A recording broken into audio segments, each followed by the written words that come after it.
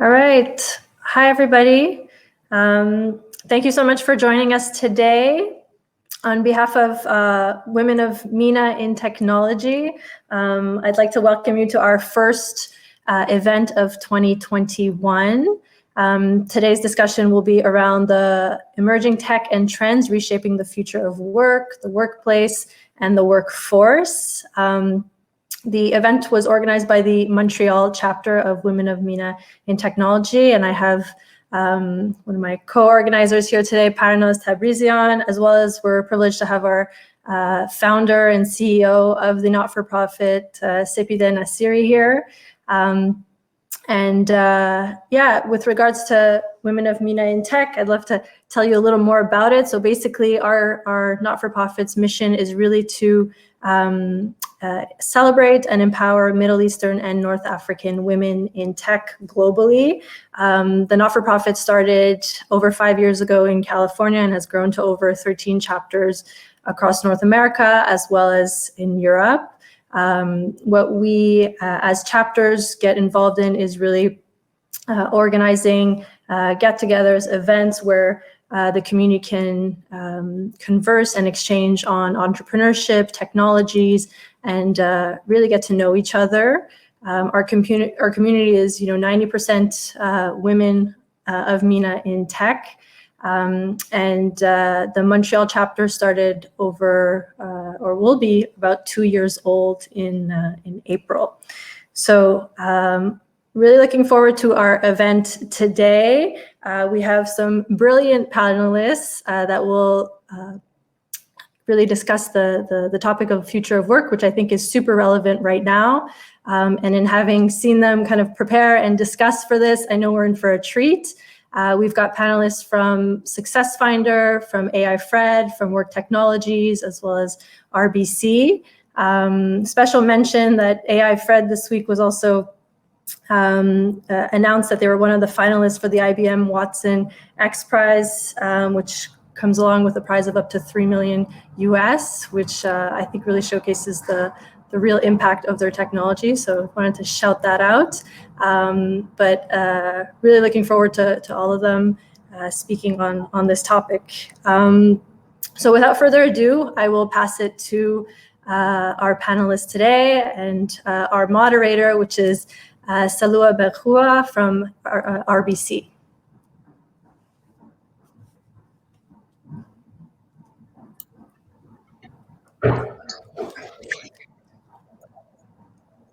Hello, everyone. Yeah. It's a pleasure to be here, and thank you for the introduction. It's really a privilege to be here with all of you.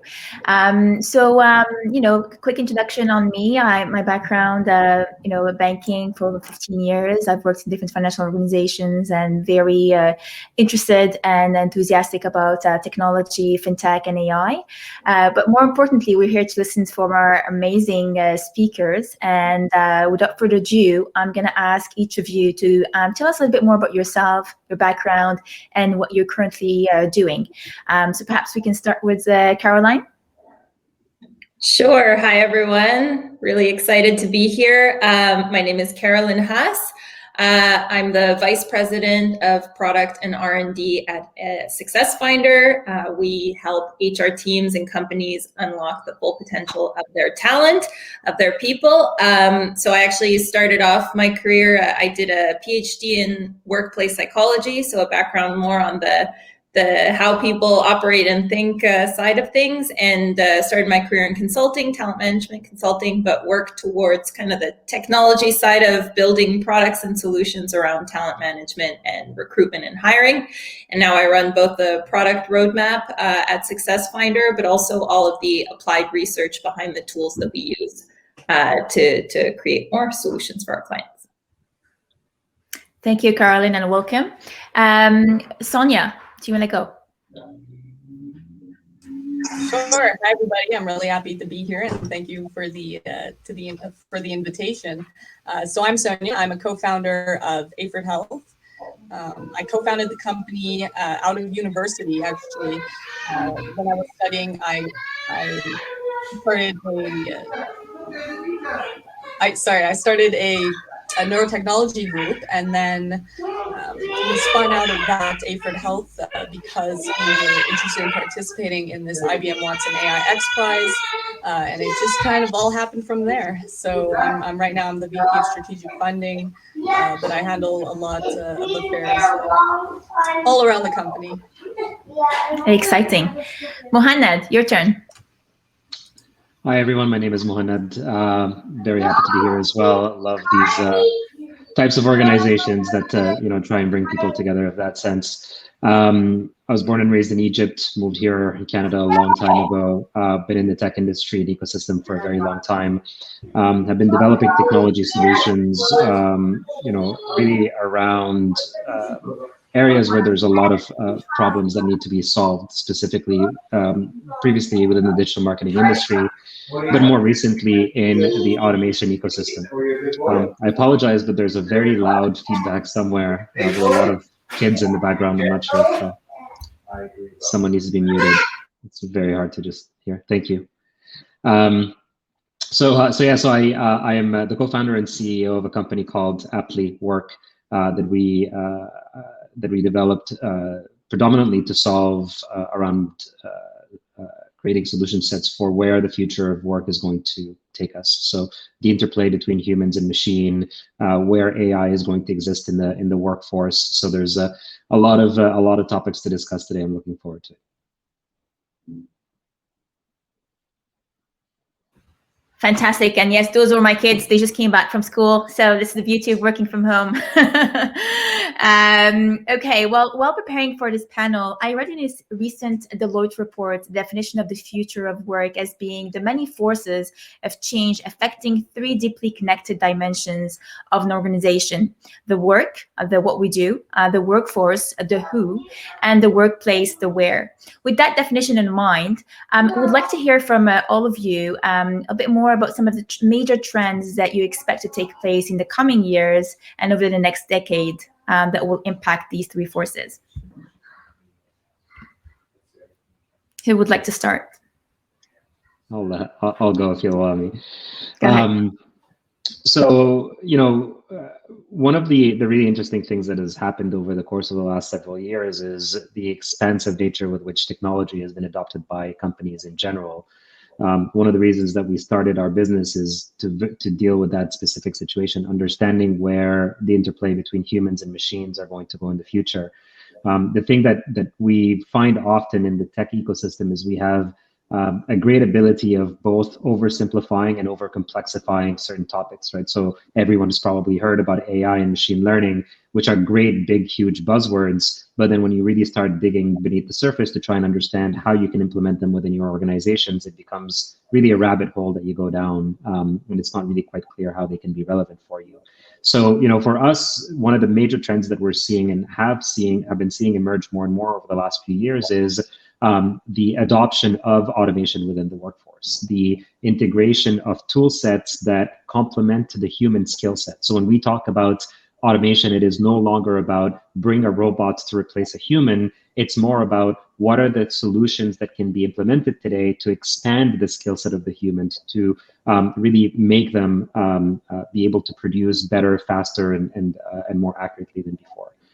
So that's certainly something that we're starting to see adopted a lot more. I can give you one very specific example that we saw recently with a major professional services company that's in the tax audit prep business, where they would communicate with clients to retrieve all of the financial documents in order to process their tax preps for the year. Now that's actually all being handled by a robot so that their accountants don't waste time spending, cycles back and forth over email. I need your credit card statements or whatever. So you're going to start seeing, at least we see it on our end, more and more automation going to displace some of the low-level tasks so that the individuals, the humans at the workforce, can spend more of their time doing more of the worthwhile work.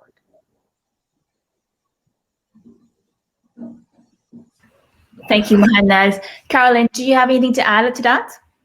Yeah, that's definitely a big part of what people should be ready for, is these kinds of the whole digitization in the world of work that's going to be transformed by some of these technologies.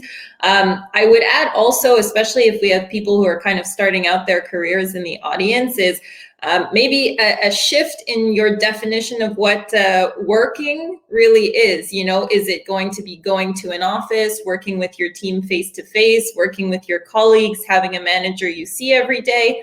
A lot of that is going to be redefined now, where you may never have thought you would have worked from home. Even post-COVID, post-pandemic, you might have a hybrid kind of work situation where that's going to be very different. You might remotely onboard to your job. You know, you never set foot in the office. You never meet some of your colleagues face to face. That may not have been something that you thought would really happen if you get a job, you know, in your city. But remote onboarding, remote socialization and integration into the workplace is something that I think we all have to kind of be more prepared for, and that I don't think is really gonna leave us. I think hybrid models, you know, sometime at home and at the office, but I think many of us didn't expect this to be reality if we think of like what work used to be. So that's one piece to that, and I think also just for the leadership shift that might have to happen to manage remote teams. You know, it's going to be very different when you don't observe people working, when you don't look up and, you know, see what someone is up to, and now you have to kind of find different ways of working together that are probably not something you've ever really thought of before, that you thought were kind of taken for granted. That's going to be a big part of where I think new skills, new leadership styles are going to have to emerge that fit well with this mix. Thank you, Carolyn. Sonia, did you want to add something on your end? Yeah, I think in the coming while, we're gonna have to, you know, besides the whole working from home, there's gonna be a requirement for figuring out, and this is not only, you know, you as a new employee's, you know, responsibility, but on the employer as well, but helping establish a work-life balance that is actually healthy and sustainable, helping establish, you know, new ways of team building through remote methods, as well as giving more flexibility to individuals, like, you know, to mothers and to parents and those who need other sorts of accommodations, as well as a shift of, I think, of preference from employers to those employees who are a bit more independent, who can self-initiate and the like. Sonia. And so we heard automation in tandem with COVID-19 recession is creating a double disruption scenario for employees and employers. And we surely expect 2021 to bring its load of disruption and new development. The way these companies, or companies in general, will harness the change and respond to the disruption will be the defining factor in who survives, who thrives, and who fails to keep up. With so much change around us, can you tell us a little bit more about how can we manage the change, and who is responsible for helping us with the process of change? What role do families, support networks, schools have to play in preparing also our youth in this new era of disruption and the changing world of work? Carolyn, do you want to take that one? Sure, I can start. I mean, the change is very large. You know, I don't know how much we can anticipate what's going to change, but I think some of the things we've already touched on are, you know, more automation, a change to your work context, and also to Sonia's point, a change in kind of what your needs are. And I always bring it back to a little bit of self-awareness. Like, what can you do about it is start by really getting a sense of what you do need. You know, like I said, a lot of things are taken for granted, that you're going to see people all day. Maybe you won't see a single soul all day. You know, you're going to interact with your computer all day sometimes. That's very different from what a lot of us expect, and maybe even what our parents have to share with us on their work context and what reality was. They may not be as used to that kind of experience. I'll give you a great example. I bought a standing desk recently. My mother came and saw the standing desk, and I had to explain to her what it was, and her first reaction was, why? Like, didn't make sense. Like, why would you need to stand? You sit at a desk, you walk around an office, you talk to people, but it's one of those things that, well, it's actually, you know, with the amount of screen time face-to-face sitting there, something that's really important now. So those are things that I think start by understanding your needs. I think that's a big part of it. A lot of people think they're more receptive to change than they are. So how comfortable are you with disruption already? That can give you a sense of how easily you'll be able to move towards that. We all need a minimum stability and certainty in our lives, you know. And I guess one of the things that is kind of part of staying agile, you know, and being able to kind of be part of this is stay focused on your objectives and a little less on plans. You know, don't make too many plans. I think 2020 taught us that. Plans might not get you too far. Planning is important, but like your specific plan might not be. Stay focused on your targets and objectives, but be ready to kind of go with the flow a little more. Great advice. Thanks, Carolyn. Mohannad, I know that you had some interesting views around change and specifically for people, you know, from diverse backgrounds. Can you tell us a little bit more about that? Yeah, it's certainly an interesting topic. Just to give context, prior to work, I had co-founded another company called Sweet IQ that had 200 employees. That was acquired by a company that had 14,000 employees across 120 offices, and then transitioning from sort of like medium size to very large now into a new startup that has 25 employees. So seeing the cyclicality has been really interesting in the context of framing change. I feel like change is one of those topics, again, like I mentioned earlier, AI or machine learning, that means so many different things to so many different people. What we've learned through it is two things. Number one, I think creating the context of change as a big topic is very difficult for people to embrace. If you say we want to be better at being remote, or we want to be better, like those are all really great sort of high level plans, but what we found to be really meaningful is to break it down into small digestible chunks of change, things that are really meaningful that impact the day-to-day. Simple things like when we started this new company Work, obviously we were all remote because we had just started pre-COVID. We were all on Slack. So one of the challenges that we faced was we didn't actually really all know each other very well. So we implemented Slack as a very large library of apps that you can install, and one of them is called Donut, which forces you to have a random 5-minute conversation with someone once a day or once a week or however long, right? So we implemented that, it had some impact. We then wanted to ensure that we kept the pulse on how everyone felt, right? When you're in an office environment, it's easy to share, you know, or to get a feeling of, okay, this group of people is unhappy or this group of people is excited. It's very difficult to do remotely. So we use a platform called Office Vibe, which does, you know, randomized, anonymized surveys to just ask random questions. How are you feeling about this? What can we improve on, and so forth. So for us, it became really clear that change is sort of a grassroots movement. You really need to bring it down to the lowest possible level, make sure that you're very clear on what your objectives are, and then sort of bubble it up. And the way that you do that is by empowering individuals internally to be your agents of change, right? It can't be the CEO saying, we need to be more diverse or better at this, or it needs to be something that you inherently believe in, and then having these actors of change throughout the organization that can proliferate this emotion through and through the company. So that's sort of as at a general level. And if you allow me another quick second to talk about something else that I think is also a macro trend in itself, is sort of the growth and importance of diversity in the workforce. You know, coming from a Middle Eastern background, North African background, where, you know, let's own it, right? It's mostly men running these organizations, a very patriarchal society where, you know, man says this, it must be done that way. Like those things don't exist anymore. And I've certainly come to learn how diversity has made our organizations a lot better.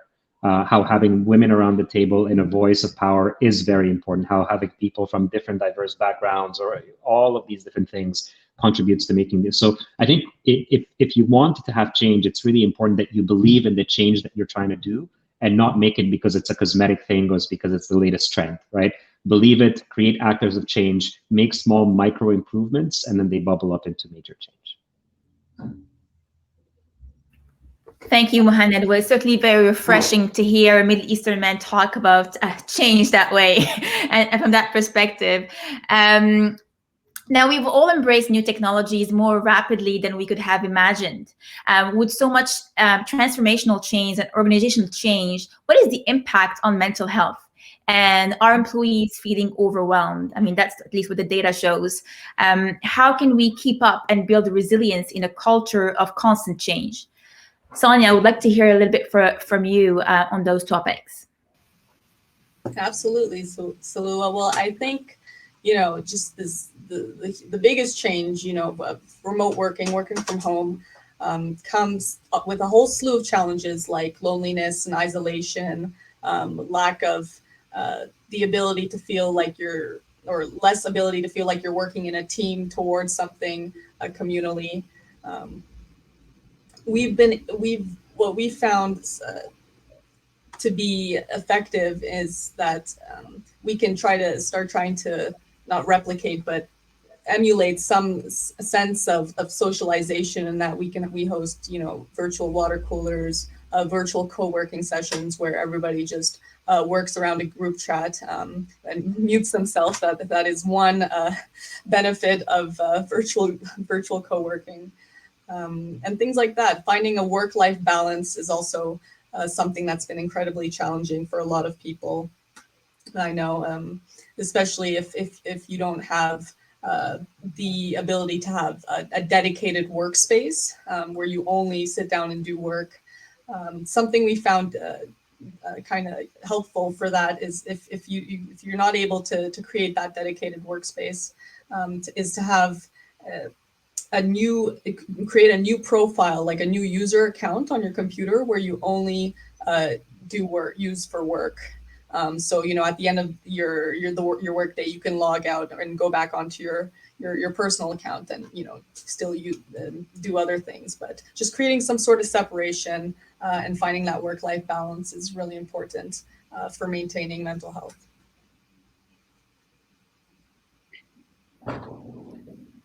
Thank you. Carolyn, from your perspective, can you tell us a little bit more about the impact that you see or you hear of in terms of all these changes on employees from a mental health perspective? Yeah, I think one of the most important things that was suddenly flung onto, I would say probably managers also, is tapping into this. That's something that I think, the manager's role became a lot more about tapping into the vibe of their team. Are people working too much? Are they not able to turn their work side off? And that's something interesting that requires slightly different skills from the manager that maybe they're not tapping into as much. It's not like just results oriented. They have to really check in with their team and learning new ways to do that. Same thing for employees, to be a little more open on both sides, to feel comfortable sharing that. So a lot of the buzz right now is around creating a psychologically safe environment in your team that can really allow people to feel like they can share when they're struggling.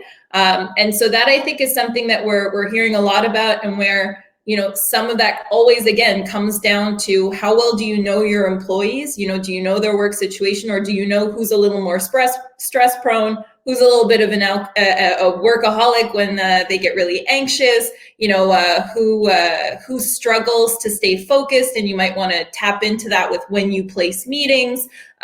Even who needs social connection more than others. Some people are okay with that. They were more passively involved in your work styles, in your work activities. But now you see people who really need that.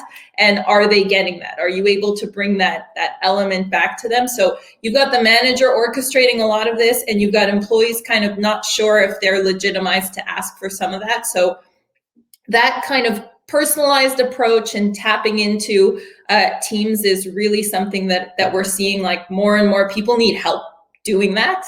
They need to learn some of these new skills. They need to factor it into their work week as well. One of the most simple things that I thought is like the easiest tip is, a lot of us started with just, how are you? How are things going? How's everyone feeling? That's a tough one, right? Most of us are like, oh, totally fine. But one of the ones that's really helpful is, when is the last time you took a day off? That's a great question to ask. It's like no questions asked. A lot of us didn't take vacation because we're like, where are we going to go? When's the last time you took a day off? Maybe you should book like a day this month, this week. Like it's little things like that that can go a long way if people are really don't realize that it's okay, or are feeling a lot of pressure, or are just struggling to take time for themselves. That's great, and that's a great segue to my next question. Certainly employee well-being has risen to prominence in 2021, and sorry, in 2020 and 2021 continues. Can you talk to us a little bit about some tools that are available to help assess the state of employee mental health? It's like, as you mentioned, Carolyn, it's not easy for managers and leaders to tap into that and kind of check in. And even when they do, it's not always so intuitive to understand where is everyone at. So can you tell us a little bit more about the tools that are available? Perhaps also, Sonia, you can jump in on this one as well. Yeah, I'll let Sonia jump in specifically for mental health. I think that's more your domain, Sonia. Take it away. Sure. Well, I mean, it's a really touchy subject, you know, whenever we start talking about employees' medical conditions and mental health status. You know, we risk we risk breaching that level of privacy. We risk, discrimination, even though it's not intended. You know, there's a lot of subconscious discrimination and bias.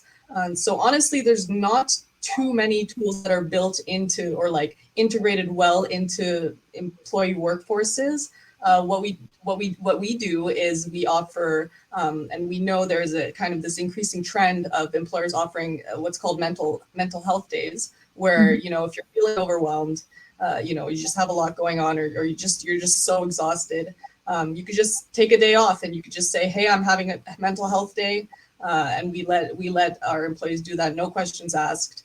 On the day of. It's what they need, and we found that really helps. Yeah, I would. I think part of it is like the more operational or HR practices and policies that you have in place for your employees. That always helps, and I totally agree. Like, this gets a little invasive when people really are feeling overwhelmed and they don't necessarily want it to look or reflect badly on their performance. One of the things that SuccessFinder offers, like, we do more behavioral styles assessment, and like from a personality perspective, there are people who tend to worry a little bit more. There are people who tend to work more when they're stressed, and those are more ingrained styles that you have. And those are things that you can share with your manager, and that we have tools for, to be able to say, well, let's get to know each other a little bit, who is a really focused thinker, and if they don't have their focus time, then they fall behind a little bit on their work. So don't book too many meetings with them. And that's a way that we use to get managers to get a bit more information on their employees, that everyone's happier to share, because then you can kind of be very open about your style and what you're like, and people are a little more honest to say, like, oh, I need to stop. I've been working like crazy. I've only been in meetings. Like, can we do a little informal chat session instead of, some of those different elements. So I think that getting to know each other a little more in a personalized way is still something I've been preaching since the beginning. Thank you. That's great. Great examples. Now let's go back to something that you mentioned, Mohannad, in the beginning. And you mentioned that the jobs of the future are expected to be more machine powered and data driven than in the past. But they will also most likely require human skills in areas such as problem solving and communication. In your opinion, can you tell us a little bit more about the top skills required to remain relevant in the tech industry, in the tech space?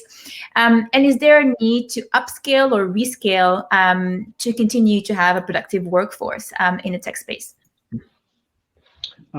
Yeah, I think the general consensus that we're seeing in this space right now is businesses, basically almost every single business in the world is on some form of a path to automation. They're all looking to implement solutions, and really COVID accelerated this tremendously.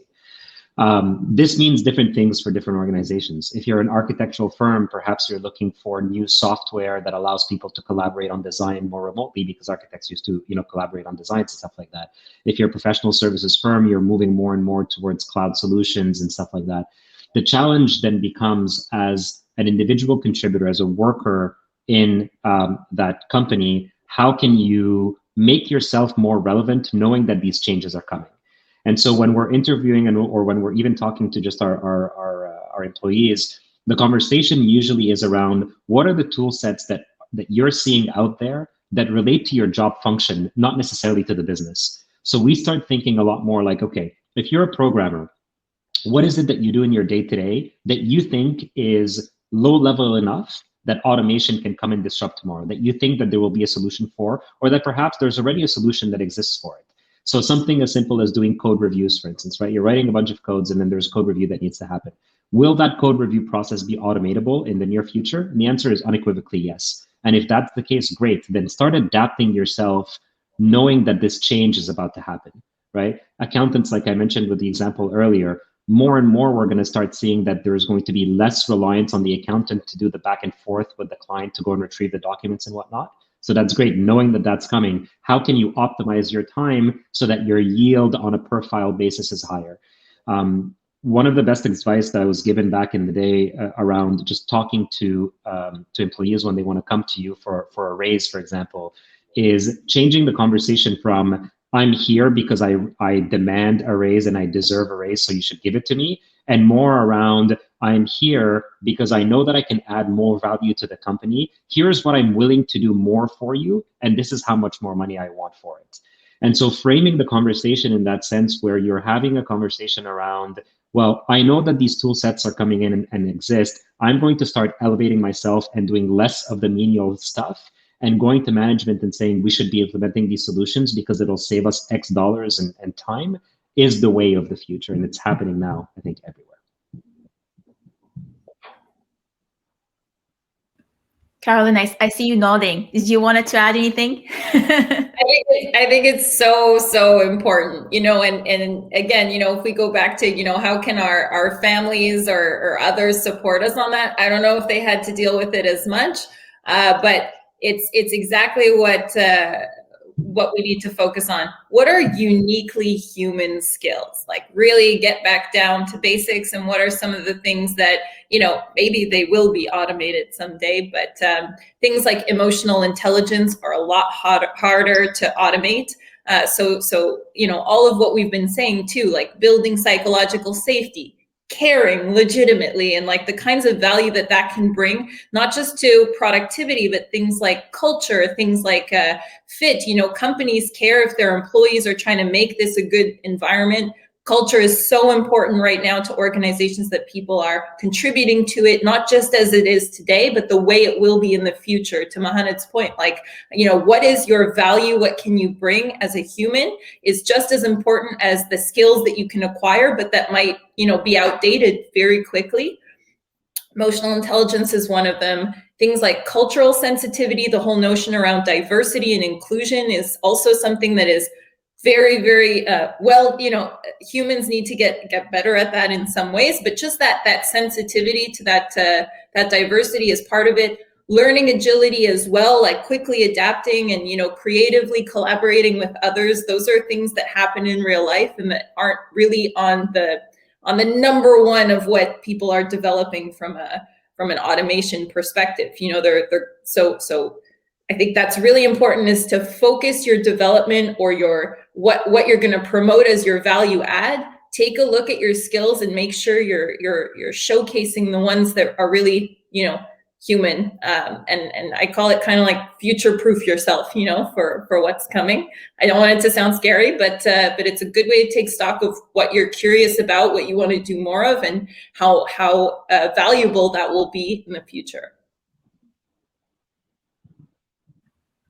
Excellent points, and certainly human skills will definitely continue to be required. Ultimately, we all need to connect at a human level, and we're not just going to be machines and robots walking around in the future. I don't think that's the future.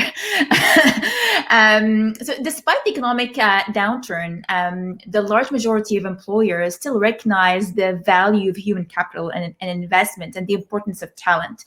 And we've been hearing in the last few years that there's a war of talent and there's shortage of talent, etc. Now, since COVID started and this new remote work changed the way we do things, can you tell us a little bit more about hiring practices and recruitment? Has that changed? And what are some of the latest trends in terms of recruitment? Sure. Do you want to go for it? Please go ahead. Well, I can start just with think of the fact that the notion of distributed teams or people who will be more in a hybrid setting, the first thing is, how do you get to know aspects of your employees that will be difficult to observe, right? That's something that is more and more difficult to really get a sense of. How will they click with the vibe? What are their styles? If you won't get a chance to really observe that face to face in the way you used to. So that's why, you know, some of the tools that we offer are meant to do that. They like give you a window on things that are a little less easy to observe, things like behavioral styles. What's your favorite way to solve problems? What's your favorite way to interact with people? You know, what are the things that motivate and engage you? Often they're very, you know, they're those personal elements that you can get a sense of as you get to know someone, as you talk to them and interact with them. But now you're dealing with more subtle nonverbals through the camera and only like meetings that you formally do with the person. So that shift is becoming so much more important in the recruitment process, is to try to tap into as much of those elements as possible so that you can get a good read on the individuals you're looking for. The second piece is also kind of, everyone's redefining a little bit what culture fit will mean. They're trying to redefine their culture now that it's a little more virtual. So I think part of that too is really understanding how are your values as a business going to come alive in this new sort of virtual space and still feel true, to give people a better sense of what is it like to work for you. I mean, we're not out of COVID yet, so a lot of companies still don't know. Am I going to return to where we were at before? Is it going to be something new? But that's also really important to still assess for fit for your organization, as well as just, you know, for the role. So those are some of the pieces that I think recruitment is specifically focused on now, is like, how is all of this gonna work? Thanks you, Carolyn. Mohannad, I think you had something to add as well. You know, I remember back in the day when we used to interview people face to face. Seems like so long ago now. We used to ask ourselves the question, you know, after you sort of go through the technical elements and so forth, would I want to spend 8 hours in a car driving with this individual going to a trade show or whatnot, right? Like that was the burning question. That's sort of gone now, right? Because you're no longer really in the company of those individuals anymore. You know, we ended up actually getting an office, I think 3 months into COVID, just so that we can go and meet once every so often. But the reality is, I don't think we're ever really going back to a world where, you know, a full-time 9-to-5 thing at the office is ever going to come back, ever. That being said, I think for us, the way that we think about recruitment now and the way that we have evolved our process is understanding how we're going to be able to work remotely together. And I think that's something that's really important to highlight, right? Like, it's great, you can tell me about all the experience that you want, but if I can't communicate with you over a Zoom call, it's going to be really challenging for us to work together. Communication is becoming that key question, akin to, can we get in a car together for 8 hours and not want to kill each other? So we're starting to implement a lot more, especially on the technical side, a lot more testing in advance to sort of like pre-screen the people so that we can minimize the number of conversations that we're having. But then when we do have our conversations, then it's very collaborative. It's, let's actually solve a problem together right now. Let's take 20-30 minutes. Here's a real problem that we are trying to solve. Walk me through how you're thinking about it. So we're doing a lot more of these types of conversations because the remote world is here to stay, and that's really our biggest and most important asset coming into it. Well, thank you both for that. We have a question from the audience, and the question states, what do you think of unlimited vacation policy compared to adding specific types of vacation like mental health time off? I could jump in on that. So, you know, there's a few studies that show actually that when you implement unlimited vacation policy, which at one time was a big trend, especially around, you know, in Silicon Valley, employees tend to take less vacation because, you know, there's just an expectation that you should be working, or you'll be judged if you actually use that vacation policy and you're not sure what's like a reasonable, acceptable amount of vacation to take. So I think having a set time, a somewhat generous vacation policy that also adds, you know, sick days and mental health days specifically are better than having it be, you know, just broad spectrum unlimited, because that's really hard to interpret for a lot of people. I think that's so true, and we don't have unlimited vacation days where we are, but I've always been kind of curious how well that works and if people take it. I think that's really important. I don't think this is a controversial thing. I've been talking about it a lot with people, I used to study with, and we're really like watching this trend. I'm more curious about the 4-day work week, to be honest. I'm very, very curious about it because, the 5-day work week is a big notion around like, the Industrial Revolution and like how much time you needed off for the type of work you were doing back then. But think of the type of work we're doing now, staring at a screen all day, the kind of cognitive load, how fast things are moving, were humans designed for that or not? I'm very curious about that. I don't know if organizations that implement like half-day Fridays in the summer, we implemented that, and I saw such a positive impact of something like that. Just to give people a little more personal time, a little more rest time. People took advantage of it. Their productivity did not decrease. In fact, people were able to do their work. They didn't feel pressured like, oh, I can never take this half day. It was like, it's voluntary if you end up working on a Friday. But it's, I think that's something that's really interesting, like maybe even forcing a little more balance into people's work week rather than to make it voluntary is something that I'm very curious about. Like the 4-day work week experiment is something I'd love to find out more about how well it's going, but just half-day Fridays is already a pretty interesting one that people appreciate. I don't know if Carolyn, I can tell you certainly from experience. We went sort of full tilt, going from a very rigid structure of 9 to 5 whatnot to now something that is incredibly flexible. Really, what we learned throughout the process is we want to treat our employees as partners and as humans. Every single person that comes that wants a job with us comes because they want to actually just do better at everything in life, right? Like they want to work, they want to enjoy their work, they want to feel accomplished with the things that they do. And so we have no set hours at work. We have no set hours. You can come in and work whenever you want to work. You want to do a 9 to 5, a 9 to 3, a 12 to 1. I don't really care. We also have an unlimited vacation policy. And so what this means is you have your standard sort of paid vacation, which is your 2 weeks or whatever, but then you have additional paid vacation that is between you and your manager to discuss. If I'm going to go in and start putting in a ton of overtime because we have to ship this thing, guess what? I deserve the break. And if I can't have this type of a human-to-human conversation with my manager, and they cannot recognize that I deserve a break for doing all of that extra work, then the relationship is not going to work. And this really ties back into the conversation we were talking about change. We decided to embrace this change, that we need to treat our employees as partners, to talk to them with a ton of transparency, to give them every conceivable tool they need to be able to succeed. And then we together succeed. As the CEO of the company, none of our employees work for me. It is my job to work for them, to make sure that they have everything that's necessary for them to be able to succeed. And we talk about it this way day in and day out in the company. So I think I completely agree with everything that you guys are saying, whether it is a 4-day week, whether it's unlimited vacation, whether it's any of these things. I think what's just important is we all recognize that we're just a bunch of people that are just trying to lead happy lives. And if we can break through the psychological barrier of employer-employee relationship and really treat it as a partnership, then I think it really makes things a lot easier moving forward.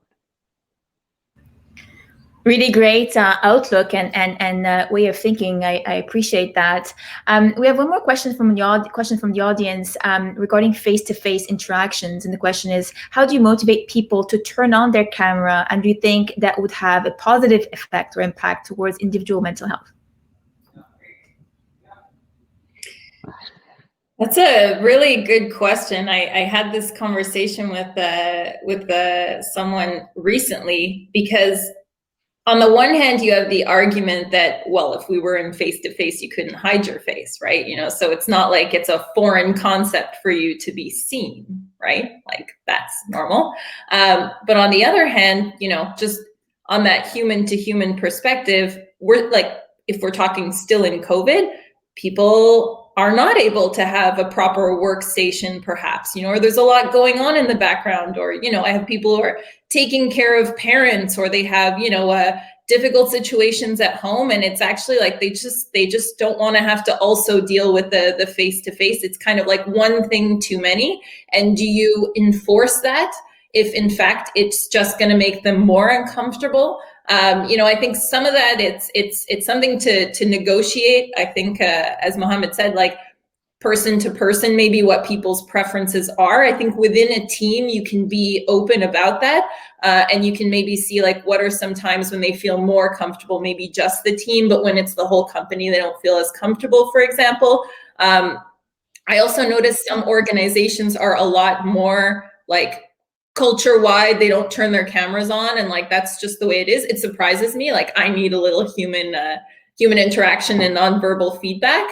And I've honestly sometimes casually put pressure on people, like by pretending, is there something wrong? Are you going to put your camera on? And I kind of call it out to say, let's, how is this really going to go? My camera's on. Is your camera going to go on? No, it's not going to go on. I'll turn mine off.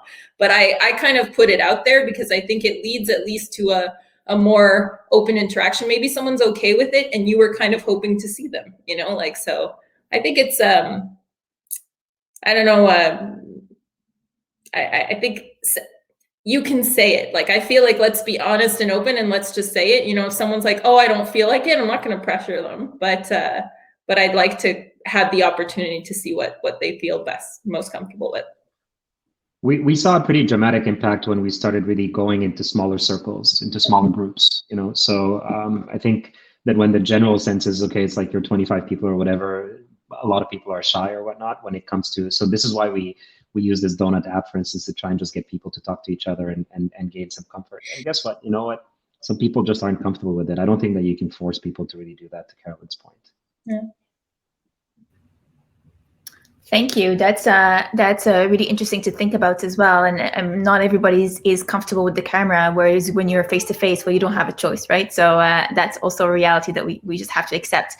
Another interesting question came in. How will remote work or hybrid models affect compensation? And should companies offer different types of incentives? Example, cryptocurrency. Yeah, if you'll allow me on this one.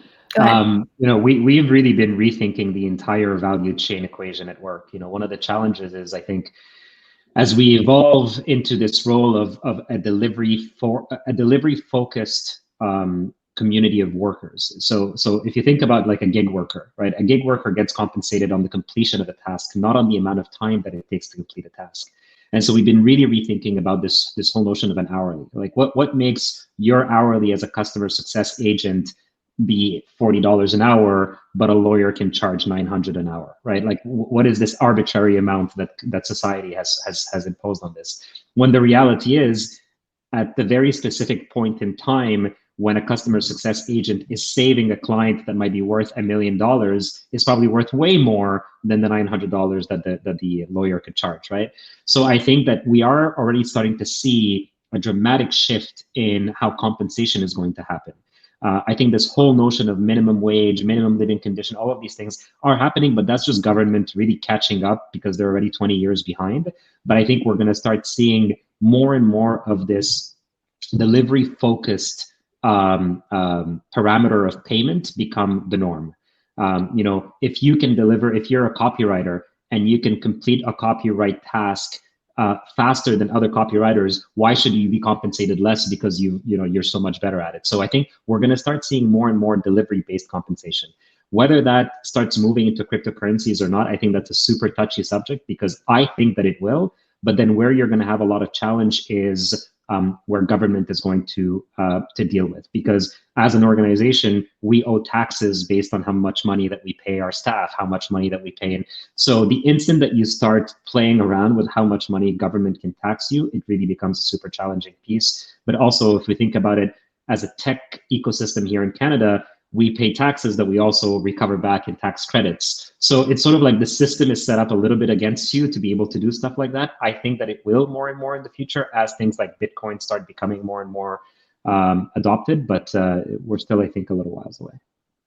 Yeah, I think there's the salary idea of it, which I find super interesting. What you're bringing up is like, how is some of that valued, and especially given the ways in which people are operating in that delivery based way. I think a big part of this too is defining your employee value proposition, which is so important to companies right now, their employer brand, and what do they have to offer employees. I don't know if in your recruitment recently you've seen this, but everyone wants to know, what kind of growth opportunities do you have for me? Even if I give you more money, if there isn't really much opportunity, and some people aren't incentivized by more money. Yes, they want to be paid fair market value, but are there going to be interesting, valuable stretch assignments? Will I be able to contribute? Will that be recognized in ways that continues to give me challenging projects? Like, sometimes I interview people and I look at their profiles and I know money's not what they want. They want challenging, interesting assignments. They're the type, they're going to get bored and they're going to move on because it's not interesting enough. That's all it takes for someone to potentially leave your organization. So what are you offering on that side? Same thing with what we've been talking about too. Are you going to give a stipend for someone to set up a home office? There have been really, really interesting perks that people have been coming up with in COVID that I find so unique, and I'm really impressed by some of them. Some it can be like, we give you an Amazon Prime. Everyone needs Amazon Prime right now, and suddenly it's a perk. You're like, that's actually pretty valuable in my life. That's going to save me a lot of time. Something interesting like that, or masterclass, or things that people could potentially use that will give them this fun way to continue to be challenged, which used to be sort of the like cool pool table, free kombucha idea in organizations. Like, forget it. Like, all those cool perks, like, what are you going to do? Deliver kombucha to people's houses? It's got to be like, how will you offer me an ecosystem that's helpful, like free yoga classes or fitness to get me out of my chair? Like, those are kind of new ways to give someone that way to get the maximum out of them. That I think people are getting pretty creative, and I'm so curious to see what the new ones are, because it's part of that whole package. I just Googled really quickly the kombucha delivery in Montreal. There's a few providers that just surprising. Of course there is. I wanted to add something that we've already observed since the start of the pandemic, and this is not between positions, for the same position at larger companies, larger technology companies. We've seen these employers offering different compensation based on where the employee is living. So they take the cost of living into account and will adjust compensation according to that. Now, I can't really comment on that too much, but it is something that we noticed and we find questionable.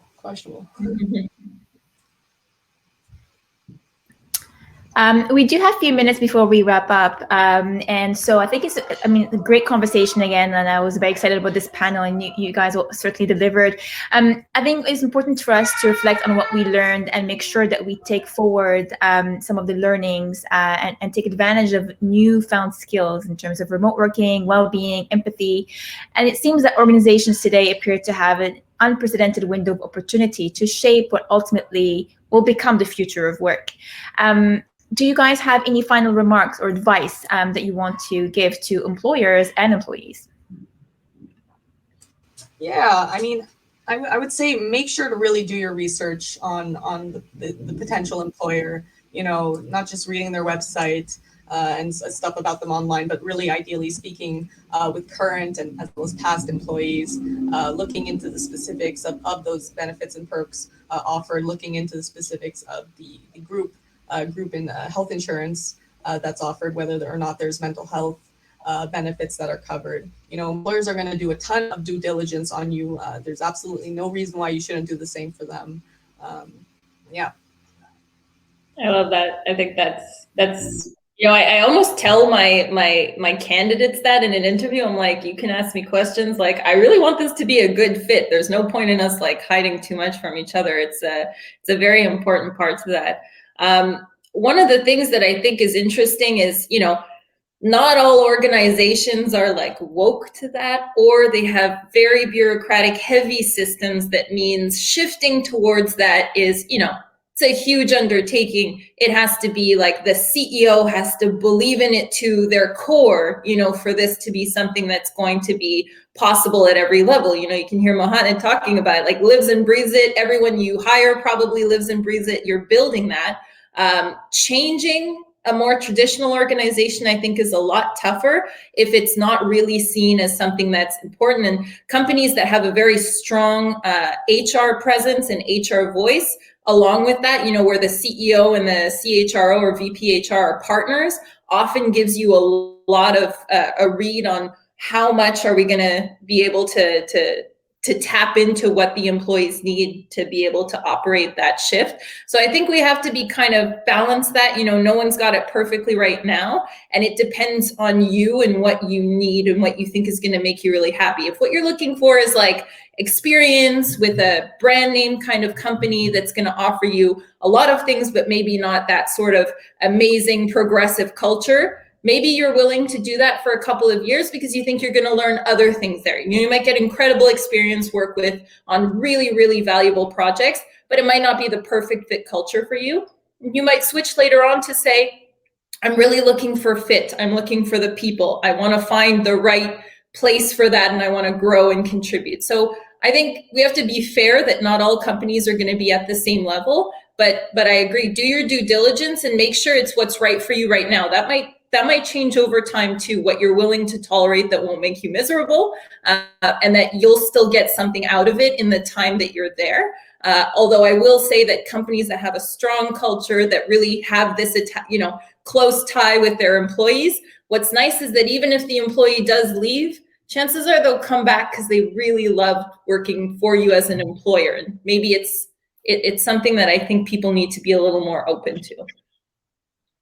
Yeah, and at a risk of shooting myself in the foot, if any of you of the attendees end up applying for a job at work, the reality is, in the same way that the real estate market goes through cycles, and you've got buyers, you know, and sellers market.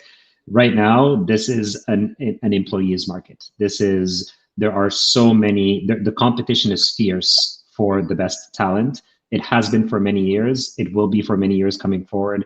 If you think COVID was an impact on business, it has been. There's no doubt about it. But I can tell you unequivocally, in the tech ecosystem, it's had the opposite effect. Everyone is growing. Everyone is hiring more people. The fight for tech talent is incredible right now. So, you know, my advice to those of you who are looking for a job is to echo my fellow attendees' point.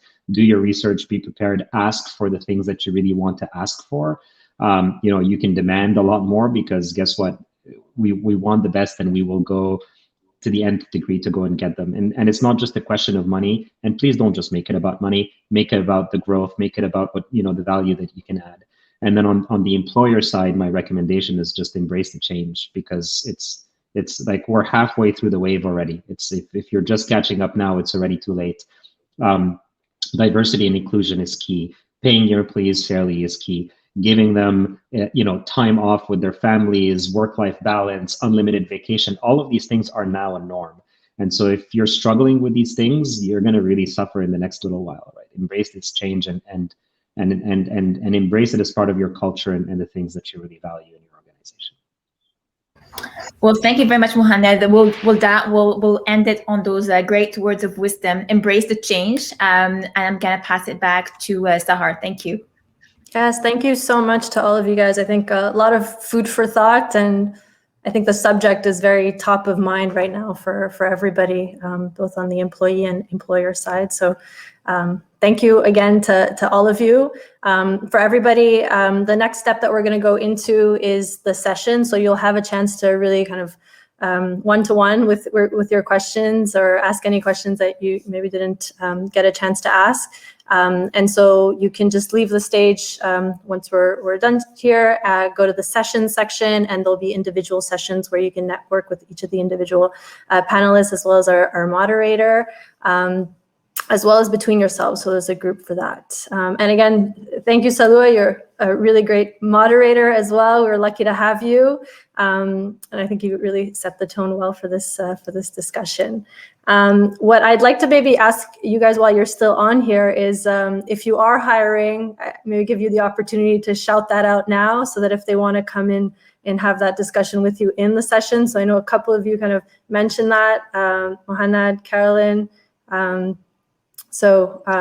Any kind of additional mention to that effect? We're hiring in every single department across everywhere. If you take a minute and just go to wrkwork.com and check out our careers page, would love to chat with you guys. Yeah, and I would say the same. I mean, RBC is a large organization, and we're constantly looking for talent. So certainly, if there's any interest, feel free. Same. We're hiring for a few specific positions, but always on the hunt for talent as well. Okay, cool, awesome. Thanks for that. I guess from on behalf of Women of MENA in Tech, again, thank you to all of you for being here. Look out for our upcoming events. So we'll be having some events on the topics of the future of fintech, as well as on psychological safety in the tech space. So some interesting topics in the works and coming up that we'll be announcing shortly as well.